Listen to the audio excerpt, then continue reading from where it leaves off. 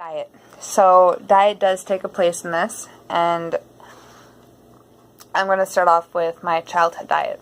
So I had a really crappy diet, very bad food, and I know my parents are probably not going to want to hear this, but it wasn't even like, this is healthy, okay, like really healthy, this is complete crap. It wasn't even halfway. I'd be the kid who was like, hey mom, I'm eating healthy. I have like grapes and apples on a plate, and it is a huge plate, and I'm gonna eat all of this, and that makes me so healthy. I was that person. I'd come home from school and I'd eat like a whole box of Kraft Dinner, or Mr. Noodles, or bread and butter, or bread, butter, and sugar. Every meal consisted of something processed. Processed meats, processed cheese, processed breads. Vegetables I'd eat would be like potatoes and carrots, rice and soy sauce. Not even like healthy soy sauce. I use Bragg's straight soy sauce, and I add my own salt. But this is like the China Lily with a bunch of sugar and other stuff in it. If I had strawberries, I would dip them in sugar. Yeah, white bread and margarine, a lot of hot chocolate, chips, candy, chocolate bars, ice cream, pizza, meat and ketchup. When I would eat meat, it'd be with a lot of ketchup.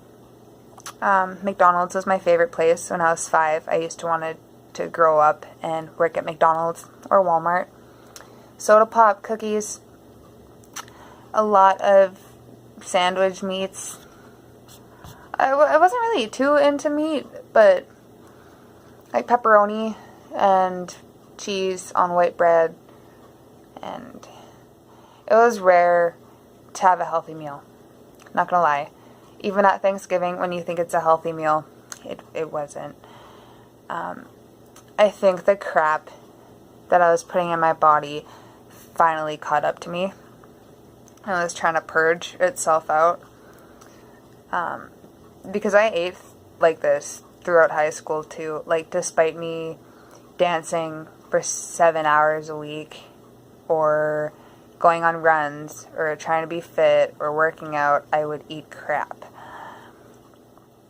And add on all of the stresses that I had from breaking out, and the relationship stresses, or friendship, whatever, like little tiny high school stresses. I would eat poorly for comfort as well. I've tried many diets over the years to try and get rid of my acne once I actually realized food can be an issue for it and can be like a huge problem. Veganism, vegetarianism, low carb, high fat, plant-based, green juice detoxes, the 3-day apple cleanse that I mentioned, fruit juice cleanses like green juices. I got to the point where I drink 12 500 ml bottles of water every single day. People would question me on how big my bladder was. I've researched and seen that nuts can cause acne, dairy can, sugar can, carbs, dark vegetables, meat, red meat, starchy vegetables, wheat, fruit, coffee, chocolate, eggs, all those can cause acne, like beans, legumes, like red vegetables can, because they're like inflammatory, so kind of like when you have gout. It even mentioned like mixing certain food groups together is bad, so if you have like vegetables or something, you want to have like some seeds in there too, because some vegetables can be acidic. You don't want to mix like fruit and meat together, or just like weird things, because apparently when it gets in your body, it can react differently and cause certain gases or like things to go down, and that causes acne. Because I thought I had rosacea, because like my red nose and stuff, I was just so confused on what I can eat. And I tried different diets one at a time for like a couple months, or even sometimes just like 2 weeks, and I wouldn't do anything, and then I'd be like, it's not working, even though I didn't really give it any time. But I ate French fries with no ketchup because I thought the tomatoes and the ketchup would make my rosacea act up. even though French fries aren't good for you either. So, yeah, it was just so frustrating and confusing. I had no idea what to eat. I was like mentally exhausted and I didn't want to do anything. Especially having such a poor diet and lifestyle growing up and then trying to fix it and eat healthy, but at the same time trying to cut out basically every food group and not knowing what food group you have to cut out. It's just so much stress. I learned about food intolerances after a while. I cut my finger with like a little blade because the pin that came in the mail wouldn't bring up enough blood, I guess. My boyfriend was there for that, but yeah, I like sent my DNA away, and yes, I understand they probably are making a clone of me right now. But I got results back, and they told me I am intolerant to bananas, mushrooms, pumpkin, oh, and egg yolks. Yeah.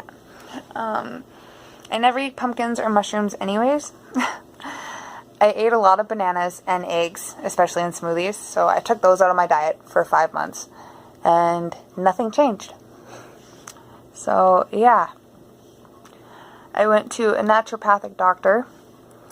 I started seeing her, I think, a month before I started dating Cory. For the first, 4 months, Cory would drive me to the city, because I said I had a doctor's appointment, but I was too embarrassed to tell him why I was actually going to the city. So he'd bring me to this clinic, didn't know what it was for. He'd wait for me, and then I'd go back in the car, and then we'd drive back home. And that was it. He didn't know why I was taking all this stuff. I just told him, so I get healthier or whatever. I didn't tell him it was for my skin, because I thought he would think I was crazy. Yeah, my dad found the naturopath for me because I kept insisting, maybe it's something coming from the inside of my body, not just on the outside, not on the surface, something's actually wrong or there's an imbalance. And that's when I started learning about how the body works. I said maybe a dietary coach or someone can help me get on the right path without all these chemicals and medications and weird unnatural products. My dad did pay for me to see her once a month for a good 6 months, I think. I followed her plan, followed her meal plan, her skincare plan, which consisted of washing my face with water and oats. I tried eating a flaxseed and pumpkin seed and sesame seed and sunflower seed cycle to try and balance out my hormones. It did start working, actually. I had a very irregular period for most of my life as well, which kind of brings me to believe that I had a hormone imbalance.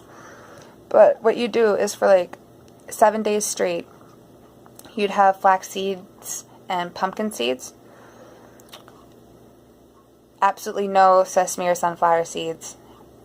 And then the next week, you'd have, you'd switch it, and you keep doing that. Did that for a couple months, and it did balance out my hormones. But I haven't done it in about 3 years now. I kind of gave up on it. But I'm still, balanced anyway, so I don't think I need to do it for, my whole life. It was just to get me on the right track. I did take plant serums. I applied plant stuff on my face also. I learned a lot, but I didn't follow it through. It did help me get on the right path, though. I got myself, into my own kind of regime. I think all the information I've learned over the years, I just chose which ones applied to me the most and benefited me the most, and then I came up with my own plan that worked for me. What did start working for me is the whole sunlight, eating healthy, which means no processed foods, no dairy, white flour, or sugar. I know some people can handle dairy or flour, wheat, but this is what worked for my body. So yeah, no processed foods, no processed cheese, meats, dairy, white flour, or sugar. I actually stopped all cheese and like all dairy for I think 4 years. And then I slowly started working in certain cheeses that still aren't processed. Like there's no modified ingredients in it, but it still is like cow milk. But before that, like I was pretty picky and strict about my diet just to get me on the right track. So yeah, sorry, I'm getting off track. So what worked for me is sunlight, going outside, wearing no makeup, eating healthy, exercising, so sweating, doing yoga, stretching, even just sitting calm and imagining that my face was clear. Because there were so many things I thought about or I didn't want to do because of my skin, I started thinking, if my skin was clear, would I do this? Like, how would I react? Like, even if I was on a bus or something and I'm sleeping like this, like, I'd be self-conscious about, like, my acne showing. So I'd, like, cover it like this or, like, put my hood up and then have a nap on a bus or a train. And I was like, Miranda, if your skin was clear, like, you'd probably just sleep like this. So it was definitely a big learning curve for me. Yeah, I didn't put anything on my face. No moisturizer, no products whatsoever. No cleansers, toners. I scrapped all of that. I just used water in the shower. Drank a lot of water. Not as much as I was. And then trying to get enough sleep during the night. I also noticed that your body tells you when it's thirsty or what it needs.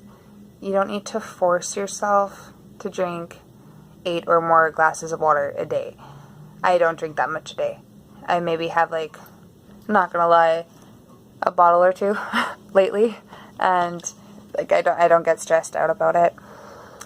Cory is the one who actually made me realize that I need to stop putting all this stuff on my face and I need to chill out. Don't wear makeup. I didn't wear makeup for a whole entire year. And my skin actually improved quite a bit. I stuck to the above remedies, or the remedies I just talked about, for about 3 years. Really strictly. Like, I don't even think I'd go out to restaurants, and if I did, I'd be very picky about it.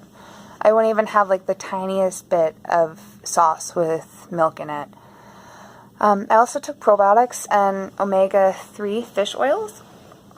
Occasionally, I would switch between, like, salmon capsules or wild cod capsules, cod liver oil. I'd switch up the omega-3s just so I wasn't getting so reliant on one type of oil, I guess.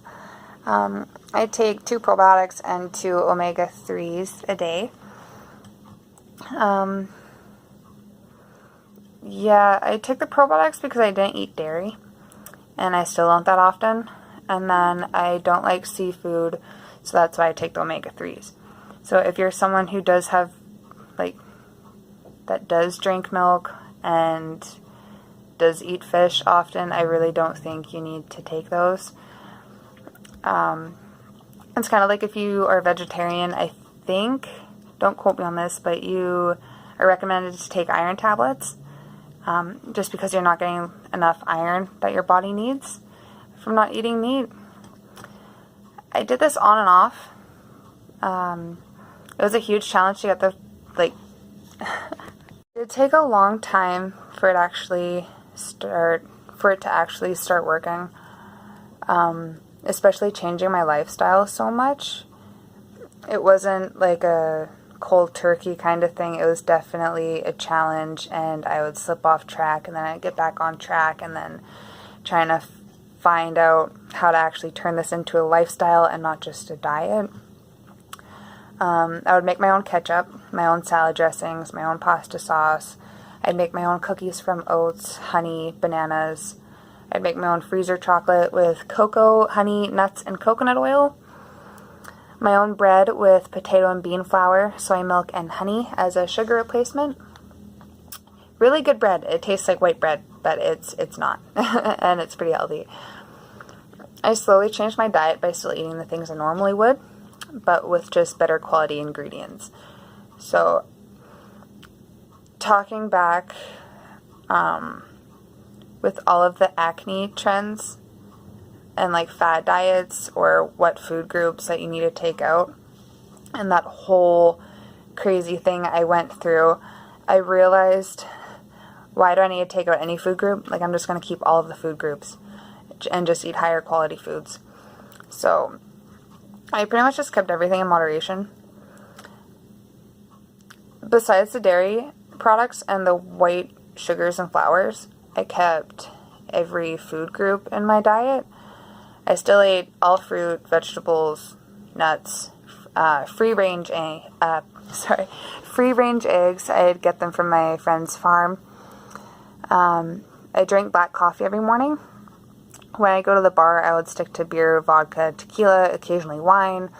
The meat I ate would come from my dad's friend's farm, so like no antibiotics in it, like nothing processed. Many people didn't understand my food choices at first. It was definitely a challenge for that as well. People would make fun, which I expected, or people would think I'm crazy, or people would tell me not to stress out about it too much. But it was something I really felt like I needed to do, and it made me happy. It was difficult explaining to family members, especially during celebrations or events, that some of the meals they prepared, I kind of don't want to eat them, but they're still supportive, and they eventually began buying ingredients and produce that I would eat. It's like when I come and visit them. Or I would just bring my own food to go over and make, and they respected that as well, especially my parents. It wasn't an overnight cure. It took a couple years for the diet to feel normal, and I didn't have to think about what I was eating anymore. It just became natural. My boyfriend Cory, I met him when I was 18, so he was there when I was covering up my acne with makeup. He was the one that I think was the most supportive out of everyone I've known. He was the one who told me to stop putting stuff on my face. He gave me support and love, thought I was beautiful without makeup. He made me feel pretty day and night. I learned to go outside and have fun in the sun without wearing makeup, not worrying about my complexion. I was smiling like crazy for once. For the first year we dated, didn't put anything on my face, didn't pop any pimples. I would never let Cory touch my face though. Like, I was still so OCD about dirty things touching my face. Like, I wouldn't even touch my own face. Now, that's not an issue. Like, Cory touches my face like this, like, every day. And, yeah. But he was supportive with my diet. I would eat what I wanted. He'd eat what he wanted. The food I would cook, he'd eat, but I just want to eat, like, his cookies and stuff, you know? When I was growing up, like, a doctor told me I had, like, a lot of testosterone, and that's why I was breaking out so much, too. So I just had to find a balance for it. I started to realize that all of my guy friends were right when I was younger. They don't do anything to their face. They don't think about their skin. They don't care about one pimple they get. Their face gets wet if they get sweaty, and they just rinse it off in the sink, or have a shower, or just get a dirty towel and wipe their face. Kind of like children. Like, if you think about kids, I know they haven't hit puberty yet, and their hormones haven't really kicked in, you know, but they play in the dirt, they touch dirty things, they have gorgeous, flawless skin. They aren't worried about people's opinions half the time, or what they look like, and they're just there to have fun. So I just started learning how to act like a kid. During the time of me trying to be healthier and making sure I was exercising, getting enough sleep and water, trying to be stress-free, this was between ages 18 and 21. The only time I would really have a breakout would be around my menstrual cycle, or if I ate a piece of cake or a dessert at a family dinner. I also realized how important the brain is.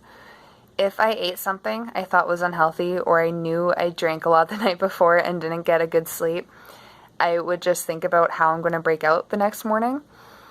And then I would try and prepare myself for the small amount of pimples I would get. And then the next day I would break out. So doing that on and off, trying to prepare me for the disaster the next day from my choices the previous day, I realized the main reason why I was breaking out wasn't because of what I ate or how I treated my body, but because I thought I would break out. This is a very hard thing to do, but your brain is actually so powerful and your imagination can become reality. This took me years of practice, but eventually it became natural for me. It's like acting like you have clear skin even if you don't. A lot of people, I'm sure you've noticed, with a good complexion are, for the most part, happy and go swimming, let their skin breathe, go to parties, have a great time, spend time with family, play sports, participate in activities. And it's just like, why can't I? Why can't you? I wish I learned this when I was younger. Most people don't even see the imperfections that you see when you look in your mirror. Like, you're constantly looking at your skin very detailed. Like, I know I would, like, even now, like, I look in the mirror and I'm very close up and I'm looking at everything. Like, people that you're hanging out with, they don't see your skin in the same way that you do. And what I also realized was people that you think have really clear skin, most of the time they still have blackheads around their nose or their chin, and they have flaws that they have to deal with as well. And like, even if it's on a smaller scale than yours, like they're still battling with stuff.